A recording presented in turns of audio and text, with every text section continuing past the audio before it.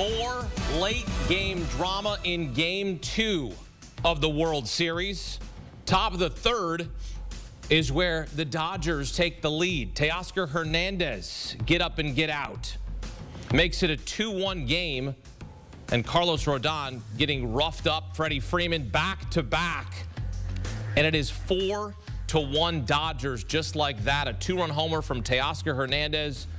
The homer from Freeman, who is the hero in Game 1. Yoshi Yamamoto shoved. He only gave up one hit, a home run to Juan Soto. He retired the final 11 batters, including Aaron Judge on the strikeout there. Then in the 7th, a major moment in this game. Shohei Ohtani caught stealing and injures his left shoulder. He could be heard saying, "I popped my shoulder out," left the game immediately. So we go to the 9th. No Shohei Ohtani in this game.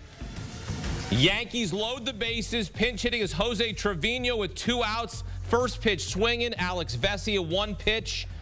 Ball game. Dodgers hang on 4-2. The Yankees had just 1 hit through 8 innings. And Aaron Judge 1 for 9 with 6 strikeouts through 2 games of the World Series as the Dodgers take a 2-0 series lead. Yoshi Yamamoto 6 1/3. 1 hit on the solo home run. He retired the last 11 batters. The Dodgers going back-to-back in the bottom of the 3rd proves to be the difference here for the Dodgers in Game 2. Get some instant analysis. Our cavalcade of stars. Former Marlins president David Samson, former Mets manager Bobby Valentine. You are a cavalcade. We are a cavalcade, and you are a star. And this is what's happening here because the biggest star in baseball goes out of this game, gets injured. The left shoulder, you could be heard on the broadcast saying, "I popped my shoulder out." This is major, David. If he cannot go rest of way, how does this impact the Dodgers? Well, the Dodgers right now, according to history, have an 80% chance of winning this World Series, being up 2-0. With Ohtani out of the lineup, it obviously shortens what the Dodgers have. But make no mistake, the Dodgers are deep enough to withstand an Ohtani injury to win 2 out of the next 5 games. That's really what they have to do, and that is it. I do not believe that if he popped his shoulder out, which it appears he did, that the likelihood of him coming back and being effective, I think, is de minimis. Therefore, the Dodgers take tomorrow. They figure out whether they're going to replace him on the roster and then figure out putting Betts back at leadoff. Everybody moves up in the lineup. But at the end of the day, when you get pitching like Yamamoto did today, you're going to win the World Series. You know, David, that's amazing because I was around this guy working with the Angels for a few years. I think he's going to be in the lineup. I think the only question is going to be whether or not he flies with the team now. If he has the swelling, he might stay back. But he recovers quicker than anybody I've ever seen, and he's more determined than anyone I see. It's his left shoulder. He swings left-handed. I think he's going to be fine, and he'll be in the lineup. Just a hunch. You've popped your shoulder out before. What is that like? What is that like, and what's the timeline? Are you talking about, you know, a game, 2 games? What are we talking here? If you get it back in quickly, before it spasms, it might be a little loose, but it'll just be a little sore, and he has a day or 2 days to recover. If he popped it out, and as he was walking out, it wasn't back in yet, that spasming, is that a word? That, with the shoulder being spasmed, it would then take a little longer to recover from the injury. As I remember, I did it many times. I played the same innings sometimes after it popped out. But when he walked back to the dugout, looked a little it clearly was not back in. Yeah, it looked. So right he here, was not moving his shoulder. Yeah, you're right. Therefore, it's not going to be put back in until the trainer does it. They don't want him doing it himself. And the concern is, what does that mean in terms of how long do you hold him out? Keep in mind, they need and want to win the World Series, but they're in year 1 of a 10-year contract, and they want him to come back next year, pitching and hitting. But of course, we talk about the reason why Ohtani does things that no one's ever done. He's different. It's hard to do what he does, stealing 59 bases. And we have to talk about why is he even stealing up 4-1. I was upset before, and we talked about it upstairs. But again, you can't plan for an injury like that. What if I told you doing too much was too much? No such thing. You're just talking to the wrong guy. But this is basically like in a football game. quarterback, the game is in hand, and I know it was only a 4-1 lead at the time. My point is you're taking that quarterback out, taking him out for the fourth quarter. Why not the same there for Ohtani? Get a pinch runner, get him out of the game. You got a 3-run lead. No? You don't trust your team enough? No, I'm not doing that, but I don't need to move him. I don't need to have him steal second in that case. If you're down a run, Bobby, I'm 100% in. If you're up a run, I'm 100% in. With a 3-run lead, I just don't think in the 7th inning, with the way that game was going, of course there was drama in the 9th inning. But that said, it's hard to be Ohtani and to be that great at every facet of the game, and it's what you worry about as a team president or a manager. You worry about injuries every single game. Bobby, is that his call to run there? Yeah. Or does Dave say you can go ahead and go anytime? I'm fine with it. I doubt that they ever give him a stop sign, that he could go on his own whenever he gets a jump. And, you know, he's done that same slide. He's one of the few guys who slides feet first all the time. His speed is a little slower than it was earlier in the season, or according to my eyes. And he looked like he got on the side a little more than he usually does on that slide, which made that arm pop that shoulder out. I think he's, but I think he's going to be fine. Just call it a hunch. So he barely got caught stealing during the regular season. Now 59 bags. This was his second caught stealing of the postseason that I can recall off the top of my head. And even Ohtani, Superman, is going to get tired at this time of the year.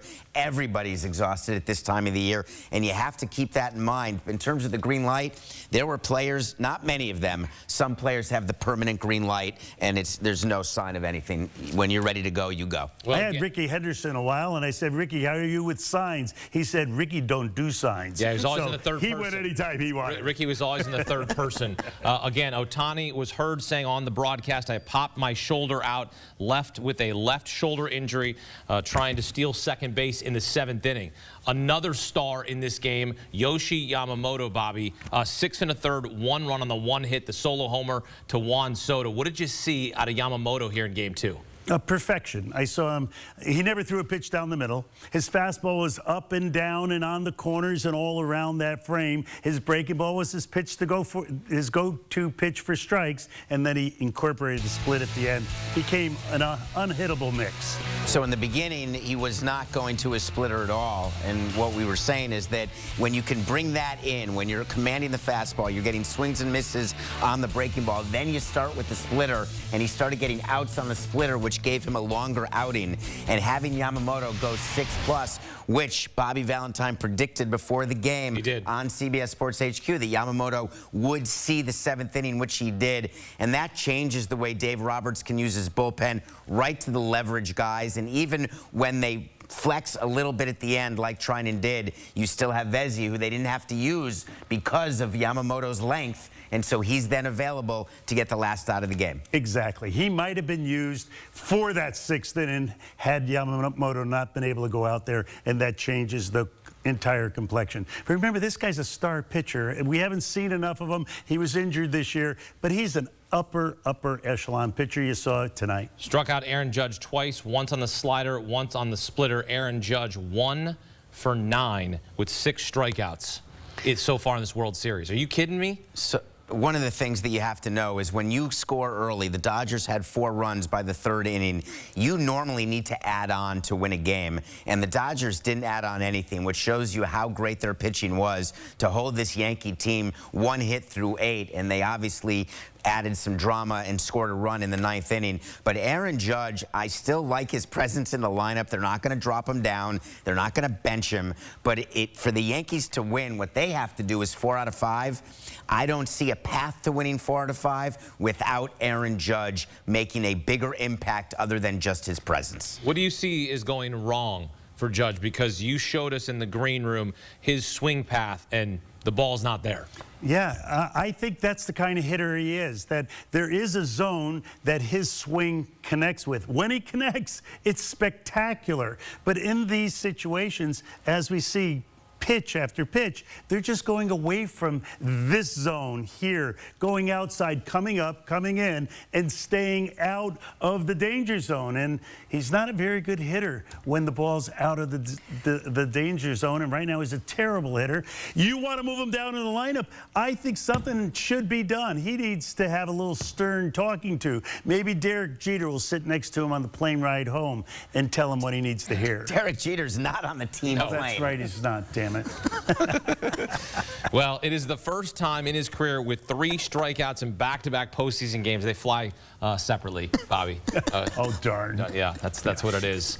Private, though. Probably private. Yeah. The Dodgers and Yankees will both be flying separately. They will not be on the same plane either as they head to the Bronx for Game 3 of this World Series. It'll be Walker Buehler against Clark Schmidt as you take a look at the Dodgers with 2-0 leads against the Yankees in the World Series. Look at this.